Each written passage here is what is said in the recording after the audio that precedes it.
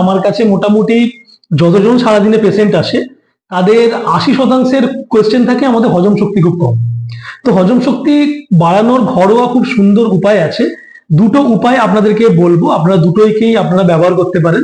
প্রথম উপায়টি হচ্ছে দুপুরবেলা খাওয়ার আগে, বিশেষ করে দুপুরবেলার খাবারটার উপরেই আমি জোর দেবো, কারণ রাত্রিবেলা আপনারা কম খেলেও সেটা শরীরের জন্য ভালো। দুপুরবেলা খাওয়ার 15 থেকে 20 মিনিট আগে আঙ্গুলের একটা গাঁটের মতো আপনাকে আদা চিবিয়ে খেয়ে নিতে হবে। তারপরে জল খাওয়া যাবে না। খাওয়া দাওয়ার অন্তত পক্ষে 20 মিনিট পর যদি জল খান তাহলে হজম শক্তি মারাত্মকভাবে বেড়ে যায়, কারণ আদা আমাদের জঠরাগ্নিকে বাড়িয়ে দেয়।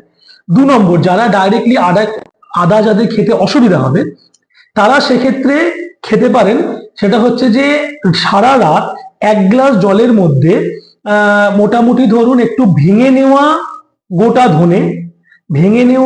ধনে আপনারা মোটামুটি 1 চামচ জিরে, আর হচ্ছে ওই একটা কোড়ে আঙ্গুলের গাঁটের সাইজের আদা 1 গ্লাস জলের মধ্যে ভিজিয়ে রাখবেন।